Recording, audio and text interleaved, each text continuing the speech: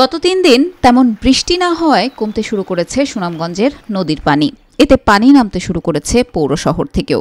পরিস্থিতির উন্নতি হলেও এই এলাকায় দেখা দিয়েছে সাপ আতঙ্ক।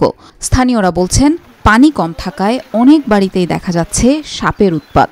এছাড়া সামাজিক যোগাযোগ মাধ্যমে রাসেলস ভাইপার সাপের বিস্তৃতি নিয়ে নানান পোস্ট দেখে আতঙ্কিত অনেকেই। একত মনে করুন যে পানির আতঙ্ক, আর কত মনে করুন সাপের আতঙ্ক। সাপের যন্ত্রণায় কিন্তু আমরা বাড়িতে পারব না, রাত্রে নিরাপত্তার অভাবে ভুগেরাম আমরা।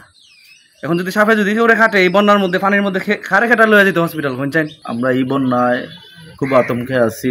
গড়দুয়ারে ফানি নদীর ফানের মানুষ আমরা, সাপের ভয়ে আমরা খুব একটা ভয়ভীতিতে আছি।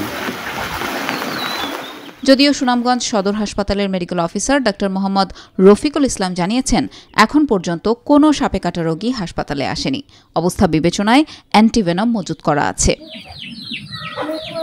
সুনামগঞ্জে গত ১৬ জুন থেকে বন্যা পরিস্থিতির সৃষ্টি হয়। অসংখ্য ঘরবাড়ি, সরকারি বেসরকারি প্রতিষ্ঠান, শিক্ষা প্রতিষ্ঠান ও রাস্তাঘাট প্লাবিত হয়েছে। ভেসে গেছে পুকুর ও খামারের মাছ।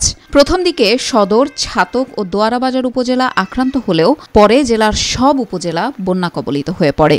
আমার তো পানি ঘরবাড়ি বাসায় নিচে পানি তোলে, বাগনা বাগনিরা পানি তোলে, পুরা মোরের খাইতাম পারি না, বুঝতাম পারি না, এই সমস্যাটা আসি ভাই। আমরা ঈদের দিন থেকে এই পর্যন্ত পানির তলে বাসেরাম, কিন্তু আমরা খানি বনি ঠিক নাই, খানি বনি খাইতে পারলাম না।